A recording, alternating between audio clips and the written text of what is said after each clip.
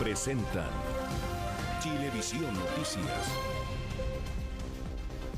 Muy buenas noches, bienvenidos a Chilevisión Noticias junto a CNN Chile.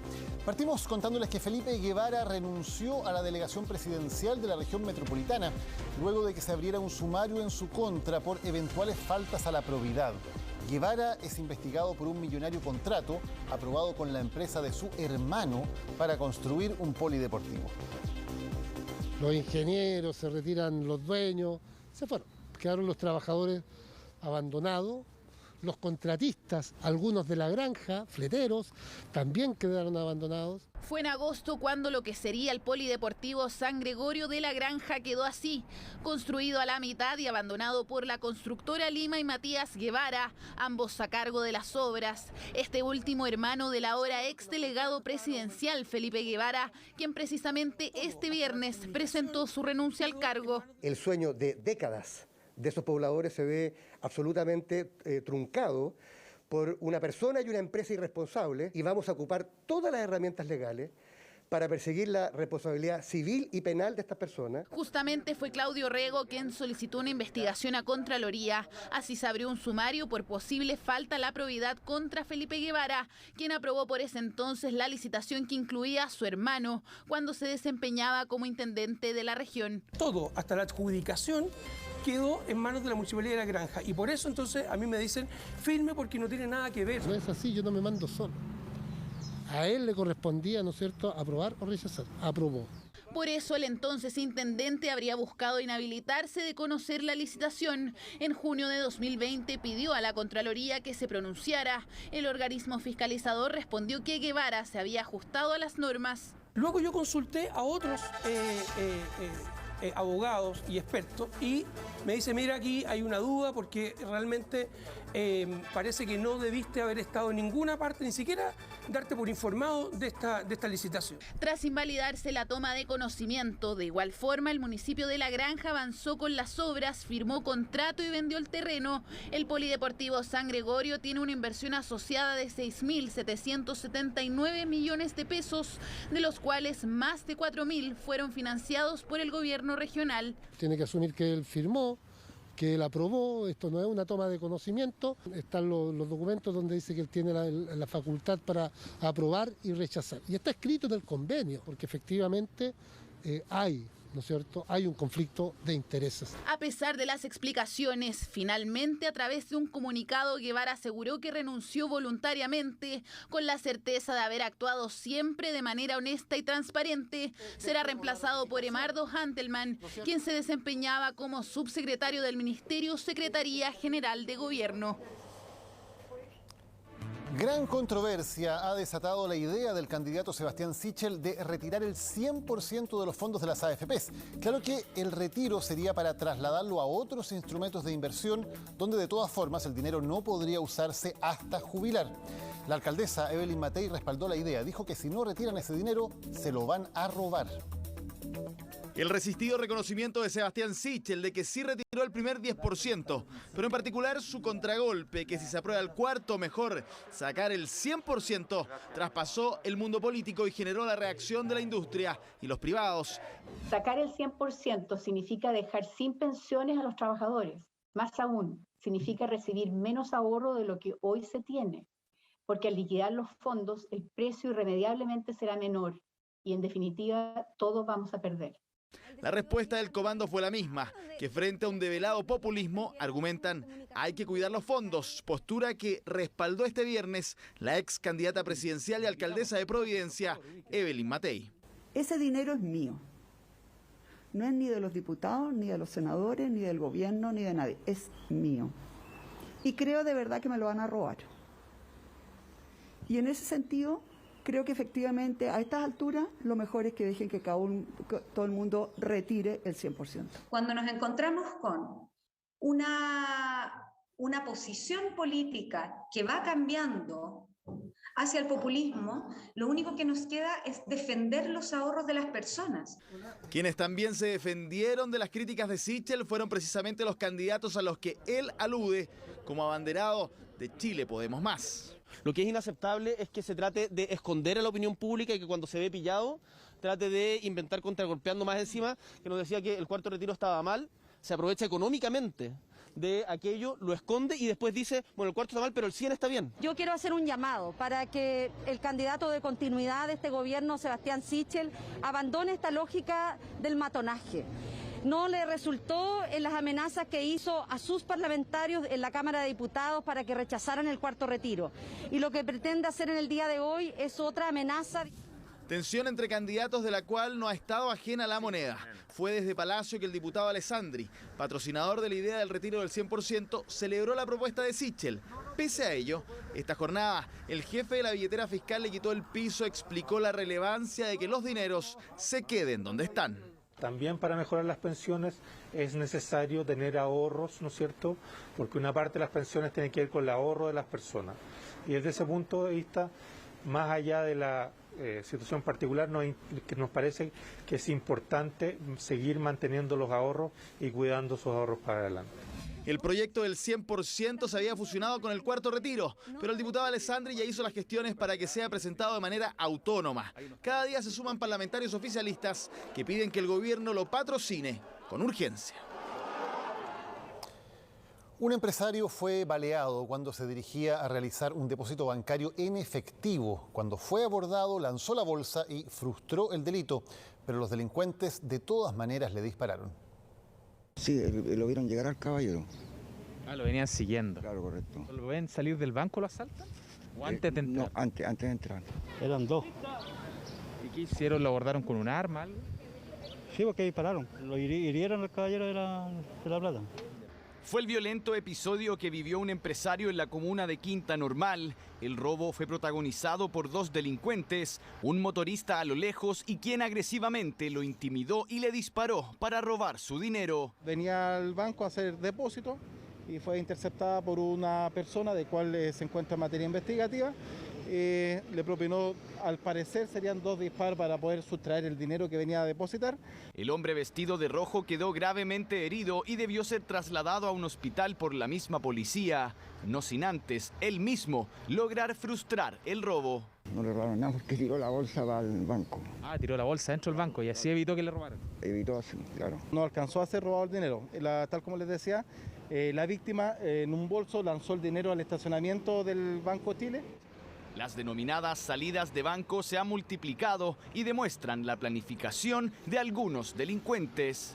Estaba mirando yo las motos porque nunca se estaciona, yo estaciono ahí. Y nunca pensé que siempre llegan motos, siempre las motos las estacionan allá. Claro. ¿Y por qué habían motos ahí? Eso me tenía, por eso que estaba preocupado, yo que algo va a pasar.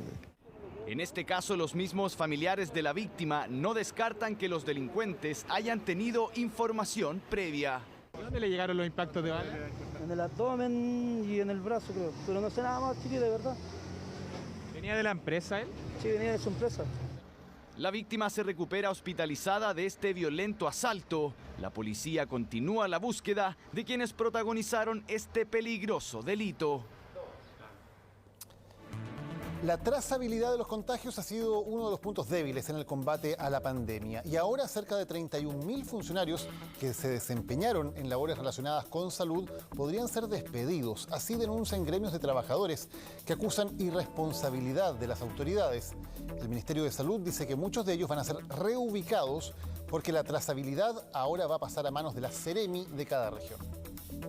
Se han movilizado por varios días. El martes concurrieron al Ministerio de Salud, todo para realizar una solicitud. La contratación de más de 31.000 funcionarios a honorarios por COVID, hoy es fundamental mantenerlos. La pandemia no ha terminado y enfrentamos la mayor cantidad de atenciones postergadas, como listas de espera y enfermos de cáncer. Denuncia de desvinculaciones, trabajadores que fueron contratados durante el estado de excepción. Este finalizó el 30 de septiembre y ahora los funcionarios temen porque ciertas labores ya no se realicen. Debido a las políticas de este gobierno de restricción de presupuesto, se dejarán de realizar procedimientos como la trazabilidad de la atención primaria en salud. y la expansión de camas. En ese contexto lo que te está haciendo, primero que nada, es una distribución del recurso humano a otras áreas, como son listas de espera, pabellones, y también sabemos que estamos abriendo nuevos hospitales donde vamos a tener que tener el recurso humano. Sí, también obviamente hay personas que no van a seguir trabajando. Desde el Ministerio de Salud señalan que el número de personas con contrato COVID a jornada completa ascienden a 22.000 y que de estos 15.536 se mantendrán hasta diciembre, algo que desde los municipios piden corregir.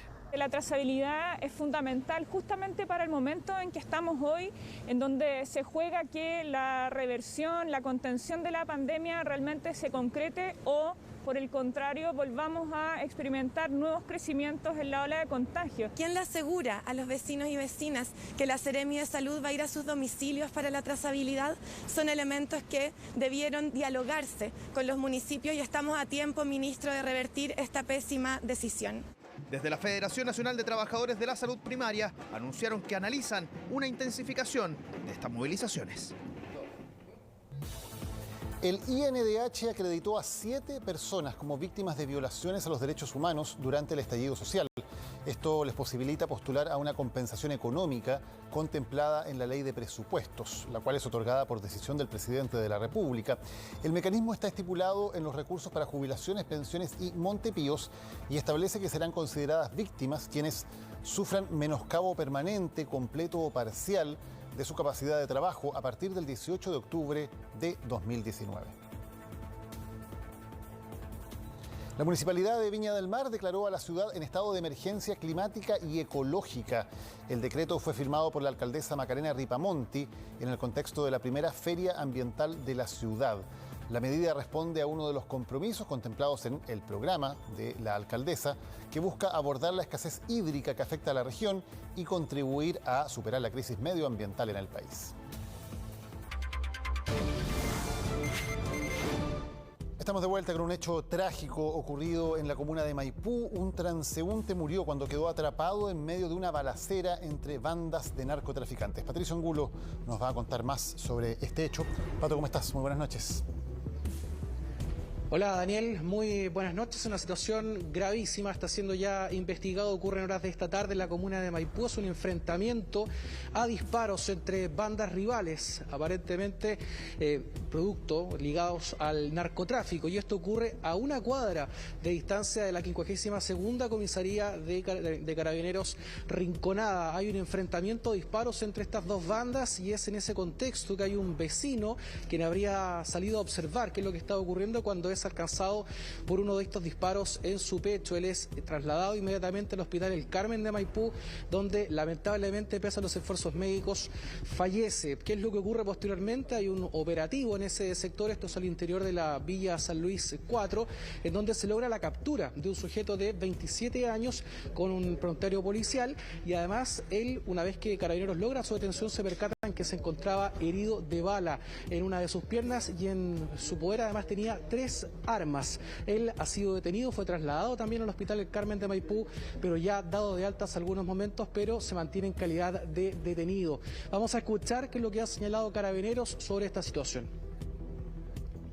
2 bandas rivales de narcotraficantes se estaban enfrentando en la vía pública con armamento largo y el armamento corto. Producto del enfrentamiento que se realizó entre estas 2 bandas, en 10 individuos aproximadamente, resultó un vecino lesionado. Minutos después esta persona falleció.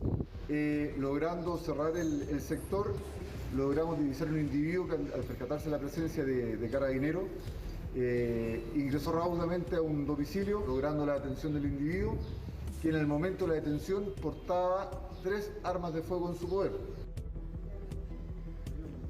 Bueno, lamentablemente, Daniel, una nueva víctima inocente en medio de disparos, esta vez entre bandas rivales en la comuna de Maipú. Hay una persona detenida, por lo tanto vamos a quedar a la espera de qué es lo que ocurra con esta investigación y formalización en el caso de este hombre que ha sido aprehendido. Muy lamentable. Muchas gracias, Pato. Buenas noches. Y vamos a cambiar de tema y de tono también para contarles que llegó el día o la noche, mejor dicho, que muchos esperaban. Finalmente la vida nocturna recuperó algo de su normalidad en la primera noche sin toque de queda. Recorrimos las calles, conversamos con clientes que disfrutaron el momento y los locatarios estaban igual de felices. Dice que sus ventas subieron en cerca de un 30%.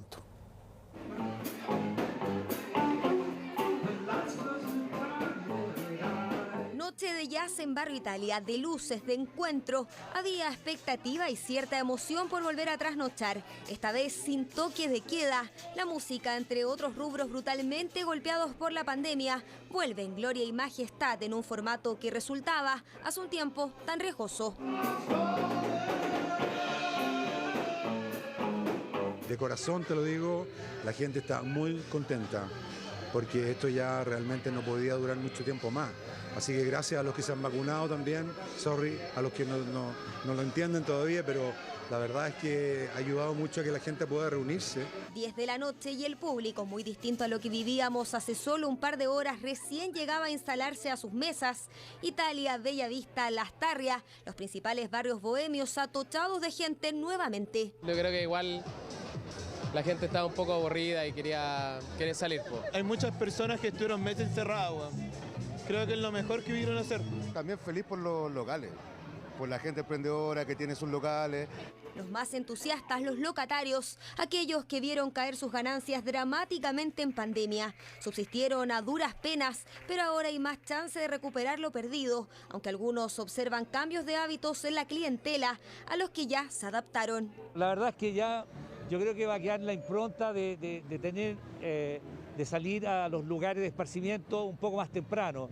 Yo me atrevo a pensar que eso va a ser así. La gente ya está un poco más relajada, la gente ya no está tan reprimida y pueda que se comporten bien, pueda que haya un buen comportamiento. De todas formas, ocurrió lo esperado. En solo la primera noche de funcionamiento sin toque de queda, se incrementaron un 30% las ventas. Se notó, digamos, hay mucho más público y hacemos un llamado a la responsabilidad, un tremendo aliciente para la recuperación definitiva de la vida nocturna. Hay aforos reducidos a casi un cuarto de la capacidad habitual de los locales, un protocolo sanitario vigente que aún hay que cumplir con rigurosidad. Si ya se prepara para este primer fin de semana sin toque de queda, aquí algunos útiles consejos. Hay que llegar temprano o hay que hacer reserva. Hay mucha terraza disponible, está mejorando el clima, por lo tanto eso ayuda mucho. Que es lo mejor que puede haber pasado, en verdad. Porque estaba toda la gente preocupada, estaba toda la gente enojada. Sinceramente creo que va a ser una locura total. No creo que se comporten, la verdad. Y efectivamente, hubo unos pocos que no supieron comportarse. Cerca de las 3 de la mañana, un vehículo que transitaba por Avenida Bellavista impactó velozmente a una moto. Una mujer ocupante de la motocicleta resultó con heridas graves. Los ocupantes del automóvil se habrían dado la fuga del lugar de los hechos. En tanto, el conductor de la motocicleta fue detenido por conducir en estado de ebriedad. Jolgorio, encuentro, música y excesos. Sin embargo, aún queda una noche para hacer un balance del primer fin de semana sin toque de queda en nuestro país en pandemia. Una gran noticia y recuperando las libertades, pero hay que recordar que la pandemia no se ha acabado. De hecho, los casos están subiendo en las últimas semanas. Por eso es muy importante mantener el uso de mascarilla, ojalá juntarse al aire libre y ventilar, si es que no es el caso, medidas muy importantes para mantener a raya esta pandemia y poder también seguir recuperando nuestras libertades. Les contamos ahora de la preocupación que están generando los casos de quemaduras generadas por pegamentos para uñas y pestañas postizas. Un componente de estos estaría generando las lesiones. Hay al menos 11 personas afectadas. Y la niña llevaba sus uñas con el pegamento. Resulta que como la camioneta iba en movimiento, le cayó líquido en el entrepierna. Y le quemó las calzas con las que iba, les quemó la ropa interior y le empezó a quemar la piel. Es el testimonio de Janet, madre de Martina de 12 años, que como de costumbre utilizaba un pegamento para pegar sus uñas postizas, pero todo salió mal. Ella no dijo nada. A las 2 horas llegamos a la casa y ella entró a bañarse para tratar de quitarse el pegamento, pero se pegó el tirón en la calza, se sacó un poquito de piel y ella creía que con el agua caliente el pegamento se iba a salir. Pero no fue así. Martina tenía varias ampollas provocadas por las quemaduras de este pegamento. Tuvo que ser trasladada a urgencias. Sorprende que su caso no sea el único. Coaniquem alertó de esto al Servicio Nacional del Consumidor, que indicó que al menos 11 personas resultaron con quemaduras tras utilizar este tipo de pegamentos en pestañas y uñas postizas. Nosotros nos dimos cuenta que más que el pegamento directamente a la piel, ocurría que el pegamento caía en la ropa y se producía la quemadura. Se libera tanto calor que la piel que está cerca de la ropa se quema. Y eso fue lo que le ocurrió a Martina y a los demás afectados. Un aumento de casos de quemaduras en niños y adolescentes por la utilización de cianoacrilato, utilizado en productos para uñas y pestañas postizas. Este compuesto, al entrar en contacto con el algodón, produce calor, lo que luego puede ocasionar quemaduras. La alerta recibida por el CERNAC fue enviada al Instituto de Salud Pública para que se regule e identifique estos productos. En ninguna parte salía de que producía quemaduras, nada. Así que por eso lo volvimos a comprar y claro, pues no sabíamos la reacción que iba a tener con la tela, que le iba a quemar. Si bien los pegamentos para uñas postizas y pestañas postizas no están claramente dentro de lo que se ha considerado hasta el momento como un producto cosmético, el Instituto de Salud Pública estimó necesario advertir a la población. Este aumento de casos tiene su inicio a comienzos del año pasado. Es en el contexto del confinamiento que las personas manipularían esos productos en sus casas y no en los centros adecuados para su uso. La idea es utilizar para estos fines solamente pegamentos de uñas o de pestañas postizas que se vendan en el comercio establecido donde se venden productos de belleza. Intentamos contactarnos con la empresa a cargo del pegamento que lesionó a Martina, pero no hubo respuesta. Comprar en comercio establecido y tomar precauciones son parte de las medidas para evitar estas quemaduras. Ganancias por más de 22.000 millones de pesos. Una estructura piramidal liderada por 3 empresarios, casas de cambio para lavar dinero y empresas fantasmas creadas a nombre de personas en situación de calle. Así funcionaba un cartel dedicado a traficar oro peruano desde Chile a Dubái y Suiza. Revisamos la historia en la siguiente nota.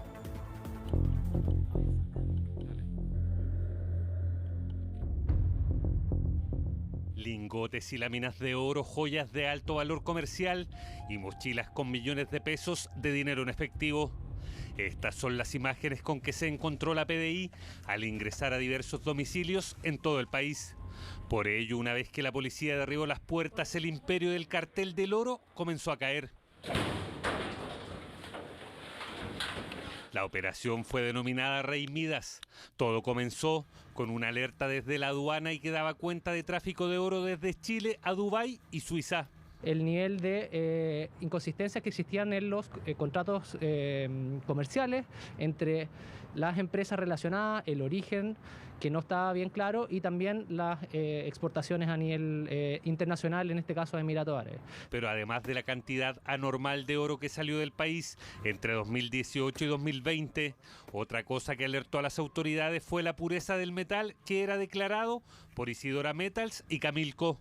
Entre 95 y 99%, una situación de pureza inusual en el oro que sale generalmente de Chile. La pureza que se alcanza, entiendo, es sobre los 76% acá en Chile y se ingresaba por contrabando materias que alcanzaban una pureza del 99%. Y así comenzó una investigación comandada por la Fiscalía Metropolitana Occidente y la Brigada de Lavado de Activos de la PDI.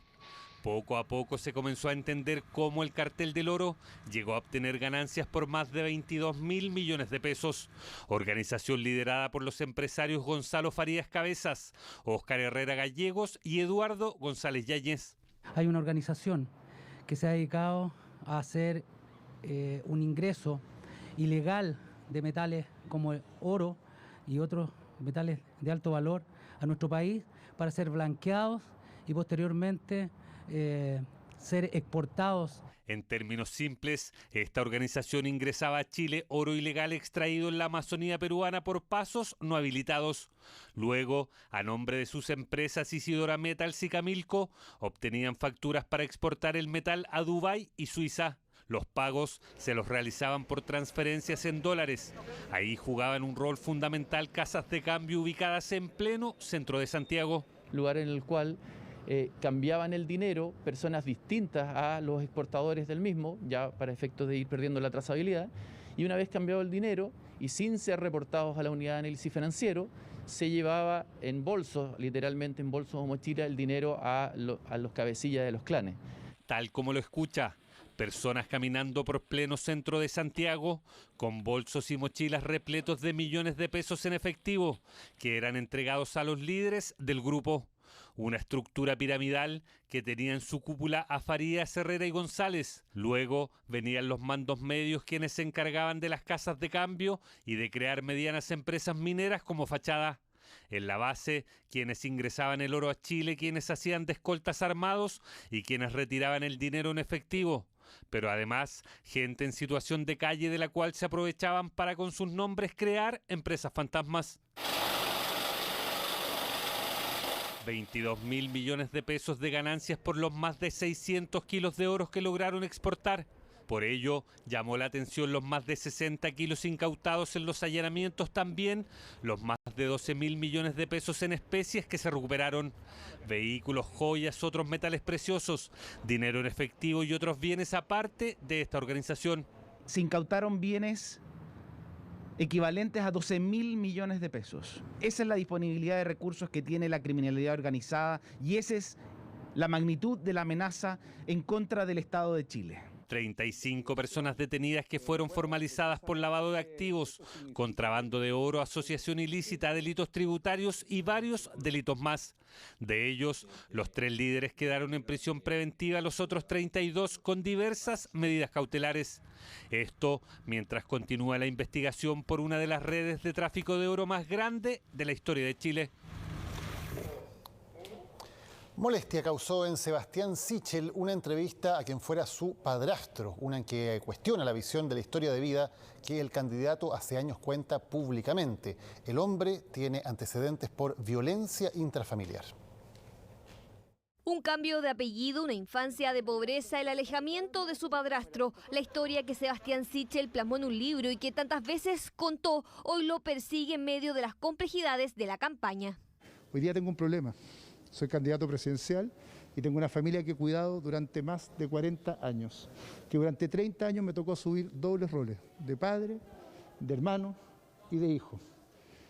Y algunos, por darse gustos políticos, por tratar de ganar una elección, están dispuestos a dañar a mujeres inocentes. Respuesta que el abanderado de Chile Podemos Más tuvo a la entrevista del hombre que lo crió los primeros años de su vida. ¿Qué le parece el relato de Sebastián respecto de usted en su historia? Si él hubiera sido vulnerable, yo creo que mi suegro, que tanto lo quería, hubiera hecho algo. Hubieran puesto una demanda o un recurso de protección. La misma gente de ahí hubiera alegado en mi contra. No, Sebastián nunca fue vulnerable. Esta es una de las respuestas de Saúl Iglesias a Diario de Clinic, el hombre que fue padrastro y con el que vivió Sebastián Sichel hasta los 11 años, historia que el candidato hace pública hace años. Pongámosle padrastro por ponerle un nombre bonito, ¿no? Un gallo muy hippie, un gallo que hacía aro. Fuimos a mochilear, a hacer aros por Brasil y por Argentina un tiempo y al volver a Chile no tenían dónde vivir y se fueron a una carpa a instalar en Bahía Pelícanos en Orcón. Tuvimos como 7 u 8 meses ahí. Como gitanos, una carpa. Nos fuimos después a Concón y mi familia se tomó una casa, la verdad se la tomó así como ocupa, y que era una familia que vivía fuera de Chile por el exilio.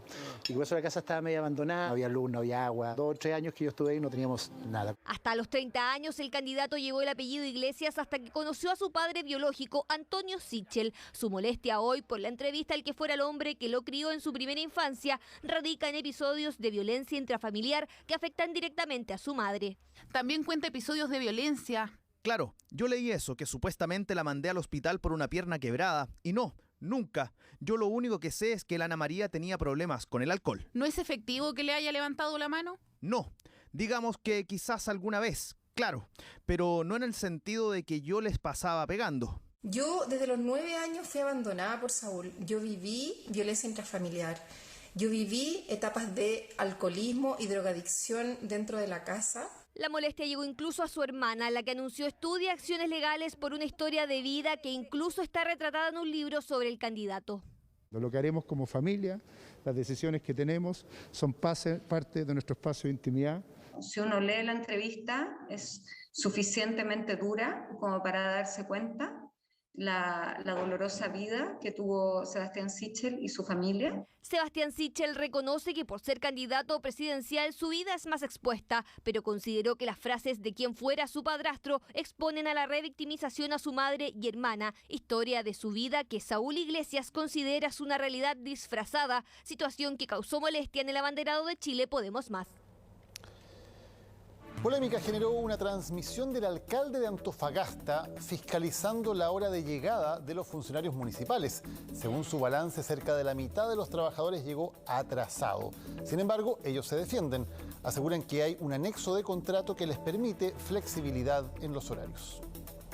Estoy aquí en la portería donde ingresa el personal de la CMDS y van a ser las 8:30 y estoy anotando a las personas que llegan tarde. Es parte de una polémica transmisión en vivo que realizó el alcalde de Antofagasta. Jonathan Velázquez no encontró nada mejor que instalarse en la puerta de la Corporación de Desarrollo Social para controlar el ingreso de sus funcionarios. Llama la atención la lista de gente que llega atrasada, van más de 40 personas. Aquí la señora acaba también de llegar tarde y voy a poner cartas en el asunto. Y así fue mostrando todo lo que pasaba. En su relato, el jefe comunal aseguró que estaba allí desde antes de las 8 de la mañana. Sin embargo, pasaban los minutos y los empleados no llegaban. Funcionarios que tenían que llegar a las 8 de la mañana llegaban incluso faltando 20 minutos para las 9. De un total de 120 funcionarios, llegaron casi 70 funcionarios atrasados. La verdad, esto me dio mucha pena y rabia. Una insólita situación que miles siguieron en directo en redes sociales y que generó reacciones inmediatas en los funcionarios aludidos. Nos parece lamentable las publicaciones, las declaraciones que ha hecho el alcalde. Habían otros mecanismos administrativos, ¿cierto?, internos, que se podría haber hecho lo mismo, un llamado de atención, toda vez que nosotros contábamos con flexibilidad horaria. A eso apelan los trabajadores que fueron interpelados, a que existe este anexo de contrato que justifica estos atrasos en el ingreso. El trabajador, como medida preventiva, no tendrá la obligación de utilizar los medios de control horario que existan en la corporación y cuyo uso sea incompatible con el trabajo a distancia. Un documento firmado durante la pandemia respaldaría a los funcionarios expuestos en el video. El tema, aún así, divide a los antofagastinos. Haciendo lo correcto, que es el puesto de él, para controlar todo lo malo que antiguamente existía. Él no puede llegar y exponer a la gente por las redes sociales. Él debería haber buscado otros medios más legales, pero no hacerlo así públicamente. Y es que ese es el punto. Según expertos, la acción del alcalde se alejaría de lo establecido en el Código del Trabajo e incluso habría una vulneración de los derechos fundamentales de los funcionarios. Si bien es cierto, el alcalde tiene facultades para sancionar los atrasos, no puede generar sanciones que no están previstas en la ley, como la exposición pública de la situación. Por eso los empleados podrían presentar una denuncia en tribunales laborales, una posibilidad que están analizando. Nosotros contamos con una asesoría legal y ellos están haciéndose cargo y están estudiando la materia. En mi tiempo de campaña yo dije que iba a ser un alcalde fiscalizador y eso es lo que estoy haciendo. Opiniones cruzadas por un polémico control de atrasos que podría terminar con multas para el alcalde y el municipio, incluso indemnizaciones para los funcionarios afectados. CMDS y bueno. Vamos a otra controversia que involucra a funcionarios municipales, esta vez en El Bosque, donde personal de ese municipio fue registrado abandonando a un perro en la calle. El alcalde decidió remover a estos trabajadores mientras dure la investigación por eventual maltrato animal. El perro tenía dueño, solamente estaba perdido. Era callejero por derecho propio. Hulk es el único perro callejero comunitario que vive en calle Fernando Santibán. Por eso, cuando los vecinos de este sector del Bosque se percataron de que esta otra perrita deambulaba por las calles, se preocuparon y decidieron revisar sus cámaras de seguridad. Grande fue la sorpresa cuando ante sus ojos quedó al descubierto que fueron funcionarios municipales los que dejaron al animal abandonado a su suerte en la vía pública. La perrita estaba desorientada cuando la bajaron, si vieron el video, la perrita se ve desorientada, mira para todos lados igual deberían haber avisado a los vecinos, podemos dejar este perrito acá, ponemos una casa por último, pero la perrita no era de acá, no es comunitaria de este sector. Tras hacer público lo ocurrido a través de las redes sociales, rápidamente apareció la dueña de la perrita. Nos cuenta que tiene 17 años de edad, aunque probablemente es más longeva ya que fue adoptada siendo ya adulta. La bautizaron como Shakira. La mascota escapó de la casa en que vivía en San Bernardo hace unos días durante el lanzamiento de fuegos artificiales. Tras esto fue atropellada y así fue que llegó a manos de los funcionarios municipales del Bosque, quienes inexplicablemente, tras rescatarla y curarla, la devolvieron a la calle. Negligencia por donde se le mire. Primero, se nota que no es un perro comunitario, tenía chip. El Bosque se caracteriza por tener una fuerte red de rescate animal. Aún así, el municipio nos acerca a ellos para hacer difusión de los perros que antes están perdidos. La figura del perro comunitario está tipificada en la Ley de Tenencia Responsable. Si algo ocurre con estos animales, es personal municipal el que debe hacerse cargo y luego reinsertarlo en su medio. Sin embargo, el hecho de que este animal tuviera un chip lo descarta de inmediato como un perro callejero. El municipio debió tomarlo, darle atención veterinaria, intentar de encontrar o ubicar a los dueños y en caso de no hacerlo, pues darle una adopción. En la municipalidad de El Bosque explicaron que tras verificar que la perrita contaba con un chip, no pudieron ubicar a sus dueños, ya que los datos de estos extrañamente no estaban anotados en el registro de tenencia responsable. Por eso decidieron devolverlo a la calle, supuestamente pensando que podría tratarse de un perro callejero o comunitario. Error de protocolo que le costó a los funcionarios que abandonaron al animal ser removidos de sus funciones. Se produjo la situación, digamos, yo diría que incluso estaba descriteriada, ¿no? Lo voy a poner así porque efectivamente teníamos las condiciones de poderle haber brindado protección al perrito un par de días, digamos, hasta encontrar a su dueño o haber generado una campaña, digamos, para poder hacerlo. Pero bueno, esos son los errores que queremos corregir. Ante esta situación, el senador Guido Girardi decidió anunciar la presentación de una querella por abandono y maltrato animal. Bueno, puede tener hasta 3 años de prisión. Nosotros no queremos que nadie vaya a la cárcel, pero que por lo menos que establecido el delito, que esa persona tenga una sanción penal y las multas. Que puede llegar hasta las 30 UTM, poco más de 1,5 millones de pesos. Lo más lamentable es que la perrita aún se encuentra desaparecida. Por lo mismo, en el municipio de El Bosque se comprometieron a organizar cuadrillas de búsqueda para nuevamente rescatarla de las calles y esta vez devolverla a su angustiada dueña. Se hacen pasar por adolescentes para entrar a edificios y robar motos desde los estacionamientos. Es una banda delictual que ya ha sido captada en Las Condes, en Vitacura y en Lo Barnechea. Las víctimas se están organizando a través de las redes sociales para reunir pistas e intentar recuperar sus motos. La moto está apoyada aquí en esta pared, ¿ya?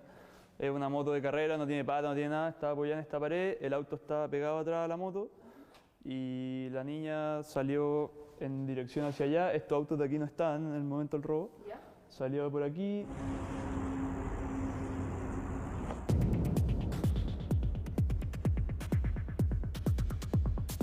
Y así de fácil robaron la moto de Gustavo desde el estacionamiento de su departamento en Vitacura. Pasaron todos los controles de seguridad y estuvieron en el subterráneo más de 2 horas sin ser detectados. Es una banda que se dedica en el fondo a como este tipo de vehículos de alta gama, enfocados en como sin patente, que son fáciles de vender, repuestos, todo el cuento. ¿Cuál es el valor aproximado de esta moto en el mercado? El valor aproximado son 9 millones. Es una moto nueva, de carrera. Gustavo compite en motocross, la moto estaba nueva. La pareja de delincuentes salió sin problema del edificio y es que la técnica se la saben de memoria. Este joven no es la única víctima. Hace meses se pasean por distintos edificios. A fines de agosto ingresaron al estacionamiento de Carlos.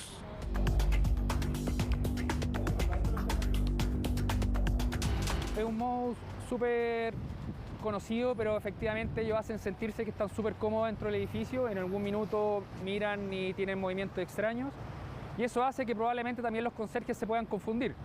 Ingresaron sin problema, fingiendo ser menores, jugando y bromeando, sin levantar sospecha que cometerían un delito. Esta es la moto que robaron.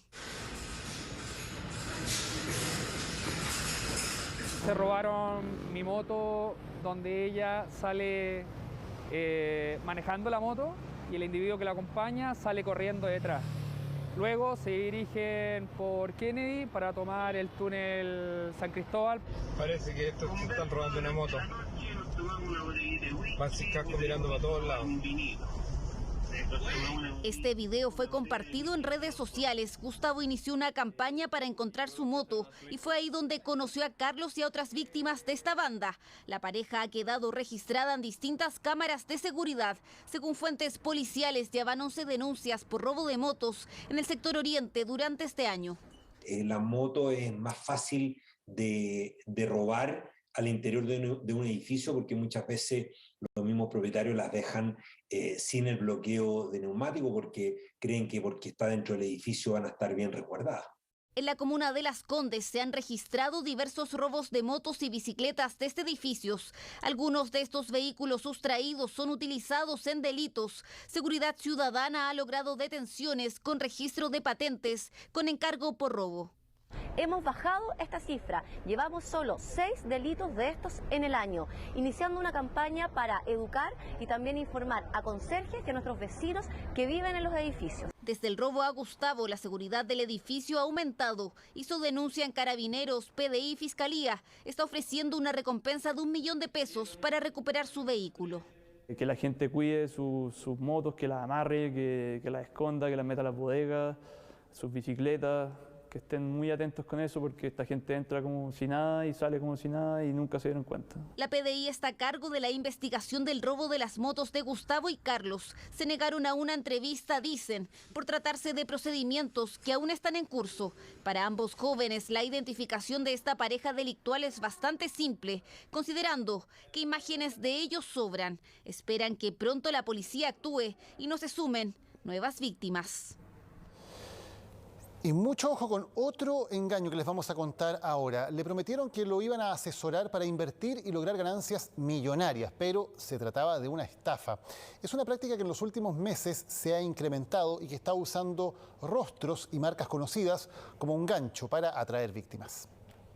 El viaje de Andrés estaba planificado hace meses. Tenía que trasladarse desde Constitución hasta Santiago para hacerse exámenes médicos junto a su esposa, tratamientos y estadía que por supuesto costarían dinero, y eso estaba organizando cuando en internet se le cruzó un anuncio bastante llamativo que lo invitaba a invertir en criptomonedas. El señor Farca salía repartiendo dinero y que la ganancia, que la gente aprovechara, que había que solamente depositar 250.000 pesos. Y si la persona interesada no tenía esos 250.000, la publicidad aseguraba que se podía depositar menos y lo que faltaba lo pondría el empresario Leonardo Farcas. Al ver a un personaje conocido, Andrés confió e incluso firmó un contrato de forma online con una supuesta empresa de inversiones que le prometía atractivas ganancias. Le dije, oye, mira, necesito de aquí a tantos meses tener la plata para llevar a mi señora al médico, y entonces me dice, no te preocupes, vas a tener de sobra. Pero lo que no sabía Andrés en ese momento es que Farcas no tenía nada que ver con esa empresa de inversiones. Las ganancias prometidas no llegaron y lo invertido tampoco regresó. Se trataba de una estafa. Hace bastante tiempo se están recibiendo este tipo de denuncias, sobre todo ahora que se está utilizando mucho más el tema de invertir en plataformas web, en diversas páginas. De hecho, el anuncio ya le había aparecido a Andrés en distintas oportunidades en redes sociales, pero también en sitios web. Mantuvo contacto por teléfono con supuestos asesores que harían todo el trabajo por él y manejarían su dinero para que obtuviera ganancias. Bajo esa promesa, le hicieron otra oferta. Me ofrece que hay una posibilidad muy buena que no hay que dejarla pasar. Me entusiasman y depositara más plata y deposité 1.200.000. Pero pasaban los meses y no había novedades sobre su dinero. No solo eso, de a poco los asesores y el ejecutivo con quienes mantenía contacto dejaron de responder el teléfono, práctica que lamentablemente en los últimos meses se ha vuelto masiva. Que estas empresas con una fachada falsa, digamos, intentan llamar la atención de las personas.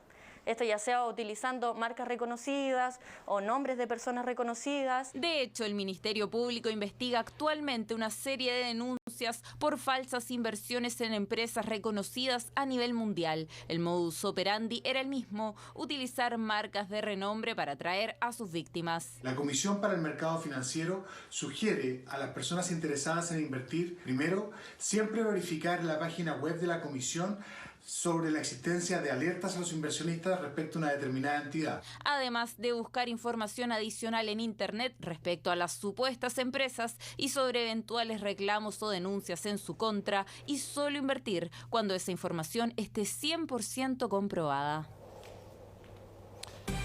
Después de un conflicto vial, 2 motociclistas asesinaron a un comerciante frente a su casa. La familia de la víctima pide justicia.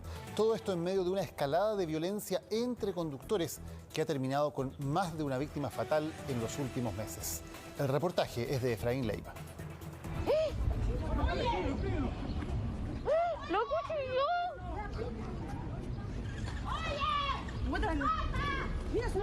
¡Tómale la patente! Les pesca la moto de ellos y se las tira. Cuando él hace ese movimiento, el gallo se acerca hacia él y lo impacta, pero inmediatamente, señor, inmediatamente con una puñalada certera al corazón. Se trataba de una situación, de un altercado que habría tenido la víctima, que ese día llegaba a su domicilio porque estaba de cumpleaños su esposa, además acompañada del hijo menor de ambos de 3 años. Estaba la víctima tratando de estacionar el vehículo en su casa y les obstruyó la pasada. Estas personas venían cubiertas con cascos, con vestidos de negro en una moto, y eso gatilló la disputa.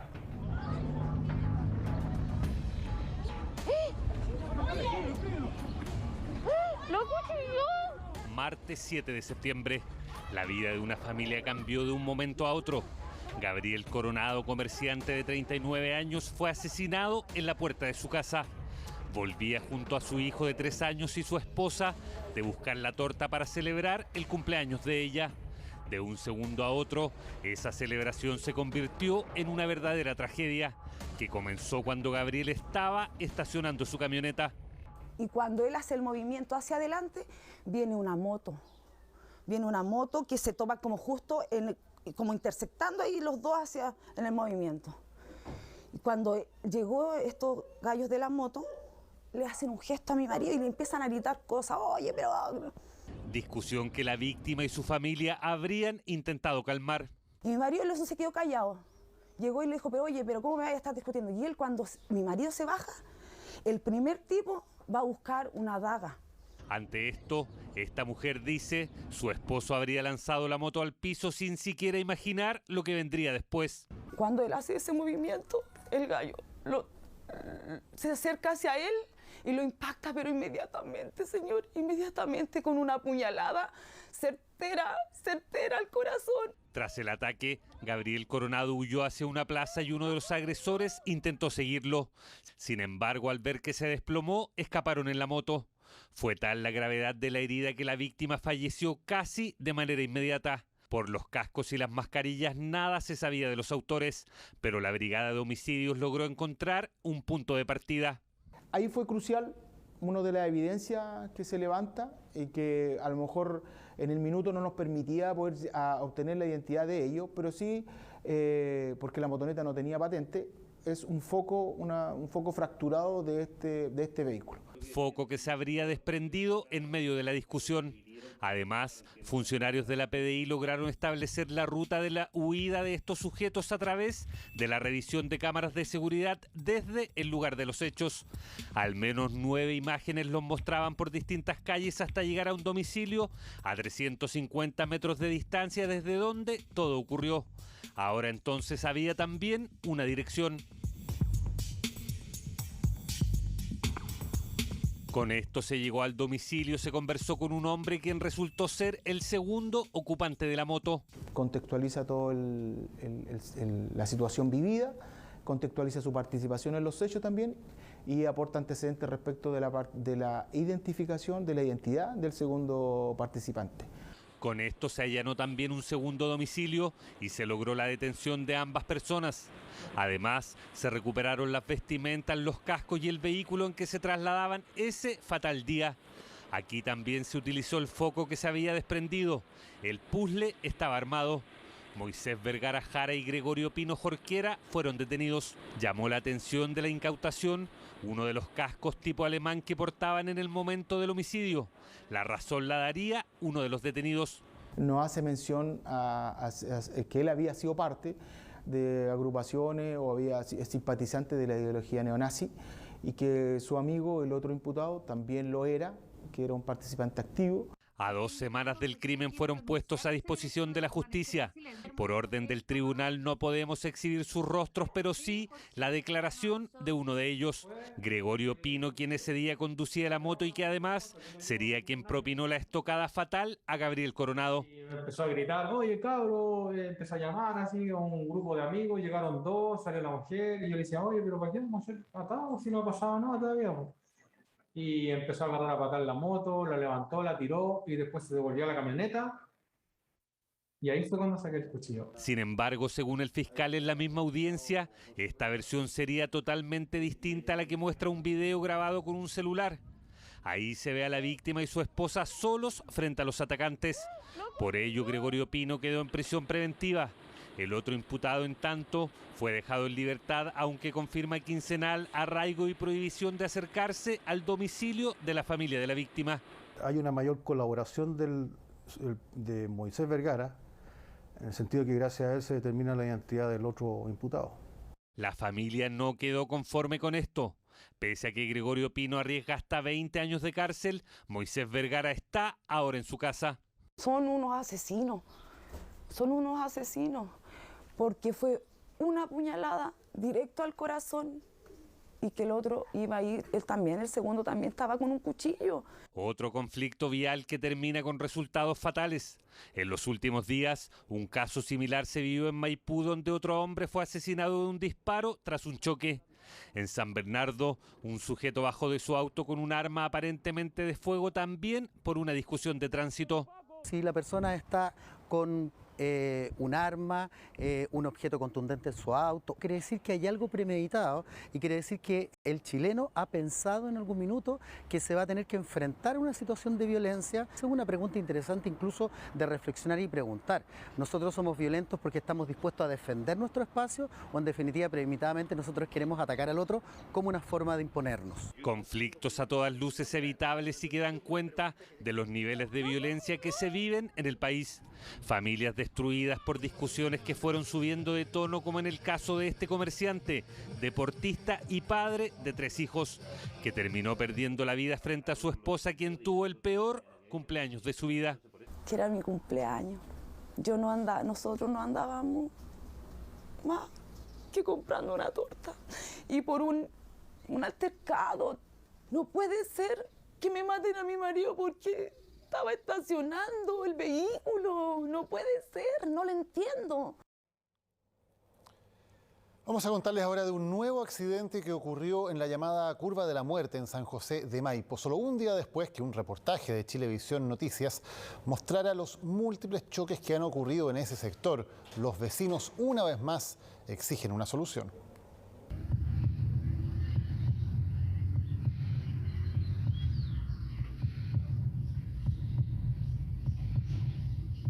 Otra vez se repitió la misma historia. Las imágenes corresponden a un nuevo accidente ocurrido la mañana de este viernes en la denominada Curva de la Muerte en San José de Maipo. Fue hace solo un día que vecinos del sector denunciaron en un reportaje de Chilevisión Noticias los múltiples accidentes de los que han sido testigos prácticamente en la puerta de su casa.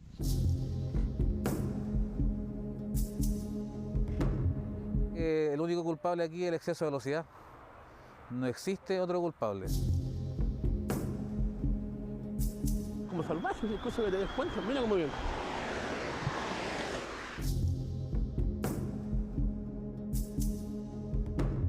El peligro que provoca la curva acá porque lo toman con mucha velocidad.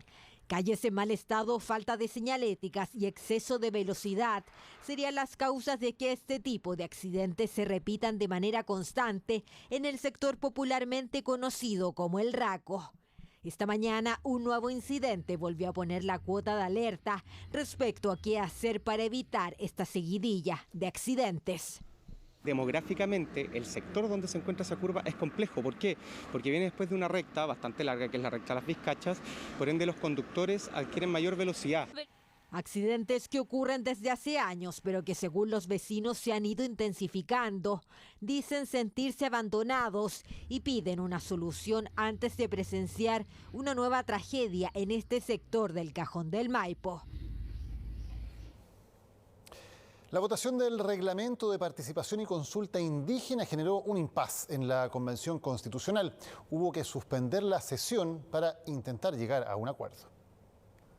En una cocina. En eso se habría transformado el reglamento de participación y consulta indígena para un grupo de convencionales de Vamos por Chile a raíz de una indicación firmada por más de 80 convencionales que proponía reemplazar prácticamente todo este documento. La vicepresidenta no se atreve a abrir un plazo de indicaciones porque tiene miedo de que el resto de los escaños reservados les indiquen como la que hizo que esto fracasara. Pero al menos seamos honestos y sean sinceros en decir que gran parte de la Constitución ustedes ya la tienen escrita, si no, preguntémosle al señor Adrián. Encuentro insólito que los convencionales de derecha que han venido aquí a aportillar el trabajo de la convención ahora alegan de estas insidias y falsedades, haciéndose eco de las acusaciones más vulgares de la alcantarilla de las redes sociales. Así de áspero se tornó el debate de esta propuesta, hecho que generó críticas cruzadas, las que pusieron en una incómoda posición a la presidenta Elisa Loncón, quien además es una firmante de la indicación. Desde los pueblos originarios no hay ninguna intención de dañar el trabajo de la convención, no hay una intención de cocina. Los 81 firmantes pedían seguir con la votación, los opositores votarla en general y tener un plazo para hacer indicaciones, muchos de ellos reconociendo que esta propuesta era mejor que el texto original, pero no así la forma de aprobarlo. Ese texto en general tiene más de 130 indicaciones. Si se aprueba la primera, todo ese trabajo queda en el olvido. Quizás lo que falta es que los no indígenas reconozcan los derechos colectivos. Luego de horas de deliberación, la sesión se suspendió en búsqueda de una solución. A través de una reunión entre la mesa ampliada, la Comisión Transitoria de Participación Indígena y los representantes de pueblos originarios, se resolvió someter a votación la propuesta. Nosotros llegamos aquí a defender la lucha histórica de nuestros pueblos. Estamos aquí para defender nuestros derechos y nosotros no vamos a permitir arbitrariedades. Tras la aprobación se levantó la sesión y continuará el lunes. Se realizará un nuevo comparado y no habrá espacio para introducir nuevas indicaciones. Hablábamos hace poco de accidentes, vamos ahora a una medida que pretende precisamente mejorar la seguridad en nuestras calles. Desde este domingo, todos los vehículos nuevos que se vendan en el país deberán contar con frenos ABS. Es un sistema antibloqueos que permite controlar mejor el vehículo en caso de emergencia.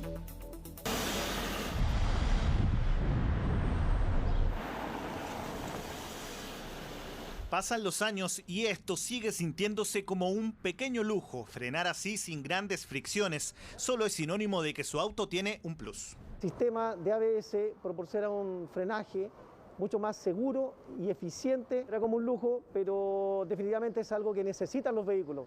Lo necesitan y ahora todos, o más bien casi todos, los tendrán, incluso los modelos básicos, al menos eso con los autos que se comercialicen desde este domingo en adelante. La nueva norma contempla que desde el 3 de octubre los vehículos nuevos que se vendan deben contar con sistema ABS. Se acaba una era, ya no será parte de un elemento de lujo, sino que de seguridad para todos. De hecho, en julio de este año, 3 meses antes de la exigencia obligatoria, el 92% de los automóviles 0 kilómetros contaban con este dispositivo. El 8% restante son vehículos medianos o de carga que quedan excluidos de la norma. Una muy buena noticia según expertos, aunque en la calle no todos tienen claras las características de los autos que conducen. Todos los vehículos que se vendan en el país tienen que tener frenos ABS, por seguridad. ¿Qué le parece eso? ¿Está bien? Es que no sabemos qué es lo que es tampoco. ¿No? Somos súper guasos con el tema mecánico. No sabría decirte, no tengo idea.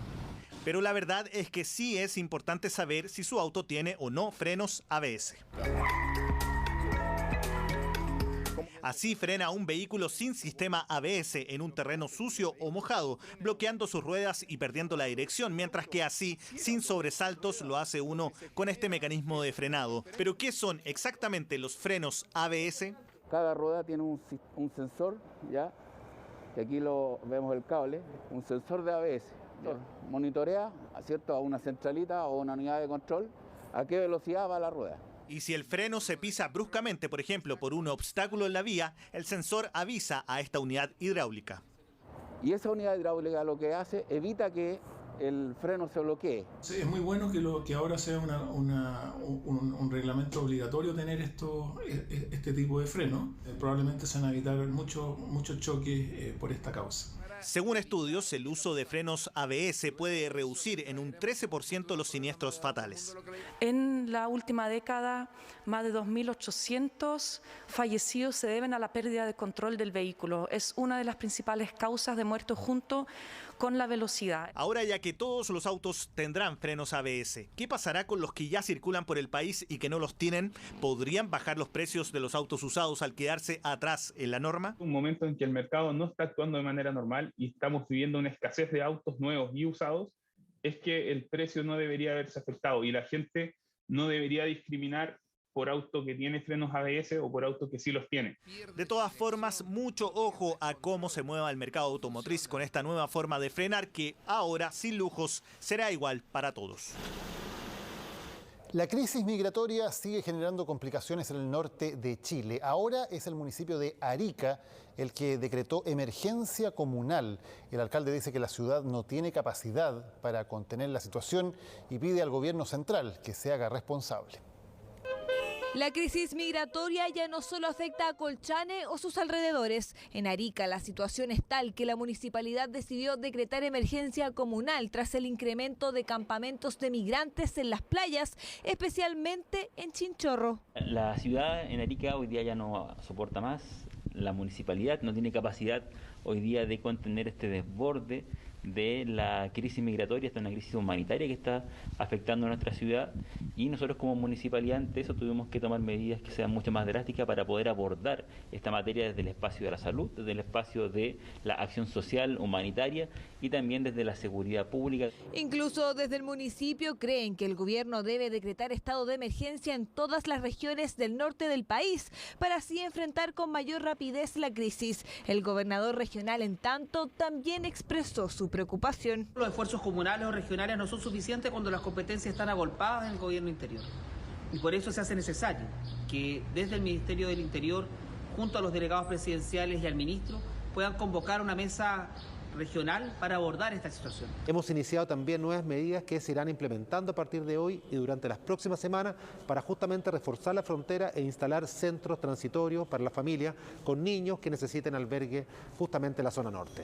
En los próximos días viajaremos a la zona junto a la ministra Carla Rubilar para ver en terreno todas estas medidas y cómo van tomando forma. Entre las medidas anunciadas por el gobierno se encuentra la instalación con fondos de emergencia de espacios que funcionarán como albergue temporal para quienes se autodenuncien en Colchane y en Guará, algo que comenzaría a operar en las próximas semanas.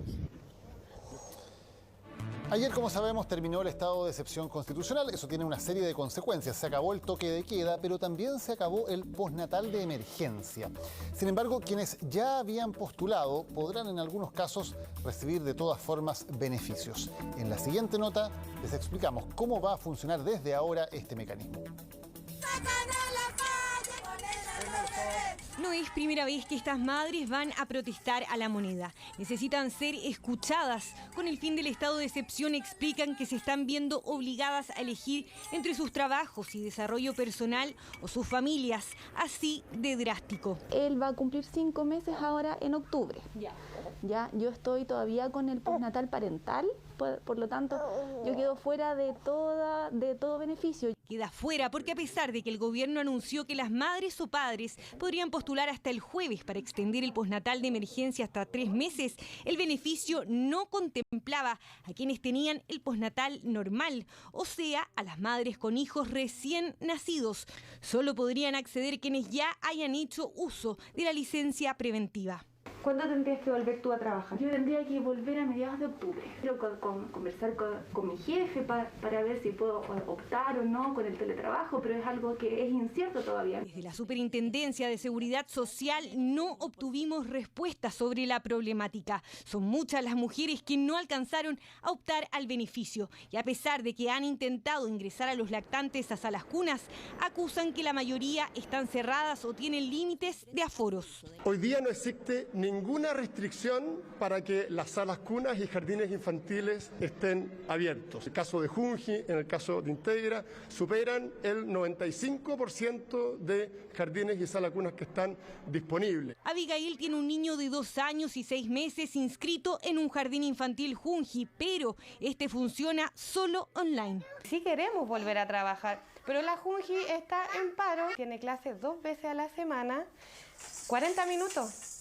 Y yo trabajo 45 horas semanales. Este es otro grupo de madres que está complicada. Las que tienen niños nacidos tanto en 2013 como en 2019 pudieron acceder al beneficio de la ley Crianza Protegida durante el estado de catástrofe. Sin embargo, para ellas este finaliza el 6 de octubre. Le informé a mi empleador que fue aprobada y él me dijo que después del 7, si yo no ingresaba a trabajar, que me tomara mis días de vacaciones. Y que si yo faltaba que tenía que justificar. La senadora Marcela Sabat presentó un proyecto de ley para mantener al postnatal de emergencia con alerta sanitaria. Sin embargo, el Senado lo declaró inadmisible por ser un tema de iniciativa exclusiva del presidente de la República, dado que podría incurrir en gastos fiscales. Insistiremos para que el gobierno reevalúe la situación y que la licencia postnatal de emergencia pueda ser extendida en alerta sanitaria, porque los niños menores de 2 años no tienen posibilidad de vacunarse. Es que estamos también solicitando la extensión del subsidio Protege. Es un bono de 200.000 pesos que de alguna manera le ayuda a la madre para poder pagarle a una persona que lo cuide en su casa. Eso porque insisten, además de los riesgos sanitarios, no tienen dónde dejarlas. Francisca, por ejemplo, consultó una sala cuna que estaba abierta, pero la respuesta fue que no había cupo porque los aforos son reducidos. Estamos de vuelta para contarles de la preocupación de cientos de estudiantes de medicina de la USACH por no poder realizar sus prácticas profesionales. Aseguran que los hospitales sí están recibiendo otras prácticas, pero a ellos los están dejando fuera de una etapa fundamental para su formación. Voy en 3er año de enfermería y no he tenido práctica hasta el momento de hoy. Aprobé cirugía sin haber visto nunca una. Estudio natación y ¿cómo voy a enseñar a nadar si aprendí de forma online? La demanda habla por sí sola. Estudiantes de medicina y otras carreras de la Universidad de Santiago aseguran no poder realizar sus prácticas profesionales, pese a estar ya en 4º o 5º año de sus carreras. En estos momentos estamos es una preocupación, ya que está en jaque nuestra calidad como futuros profesionales. No logramos los aprendizajes estudiando de forma online algo tan práctico como es mi carrera particular de entrenador deportivo. No sé cómo enseñarle a una persona que no sabe a nadar y es peligroso al final. Muchas historias, el mismo grito de auxilio. Se reunieron y presentaron esta demanda, a la que de a poco se sumaron más estudiantes. Sin prácticas, sin remediales, no seremos profesionales. Sin prácticas, Son casi 240 estudiantes que aseguran tener hasta hoy clases online, lo que ha dificultado el conocimiento en esta área. A diferencia del año pasado, cuando el colapso por pandemia era absoluto, este año aún no retoman sus clases y prácticas presenciales. Siendo que el Barros Luco ya admitió a gente, dijo que se podía entrar gente. Nosotros vamos a tratar con personas y necesitamos la humanidad y la práctica clínica para poder saber tratar el cuerpo de otra persona. Muchas ya deberían hacer sus primeros acercamientos en este tipo de hospitales, pero ni ápice de aquello. Es triste igual porque en verdad se puede, o sea, no es que no podamos estar ahí adentro, yo sé que se puede, simplemente no están las gestiones hechas para que no estemos ahí. Sueñan con entrar a un hospital, pero no con mochila y jeans, sino de delantal blanco. Sí, la verdad es que a mí me da mucha pena porque yo vivo súper cerca y como que hasta mi abuelo incluso como que se atendió acá en el Barros Luco y yo siempre como que pensé en venir a hacer como mi práctica en el Barros Luco. Intentamos contactarnos con la administración de la universidad, pero no obtuvimos respuesta. Sin embargo, a través del mismo alumnado, nos señalaron que hubo una reunión del prorector y se llegó a una promesa de reunión el próximo viernes. Sin prácticas, sin premediales, no seremos profesionales. Consultamos al Ministerio de Salud y señalaron que con fecha 19 de julio oficiaron a los servicios de salud y a hospitales para reiniciar las actividades docentes presenciales, tanto de estudiantes de pregrado como de posgrado, cumpliendo así con los protocolos establecidos. Gracias, Vero. Muy buenas noches. Terminamos con el deporte esta edición de Chilevisión Noticias. Los invitamos a seguir en Chilevisión con Podemos Hablar junto a Kurt Carrera, Ernesto Beloni, María José Quirós, Miguelito y Paola Troncoso, humoristas para este viernes en la noche. Y en CNN Chile Magazine con Viviana Encina. Que tengan muy buenas noches.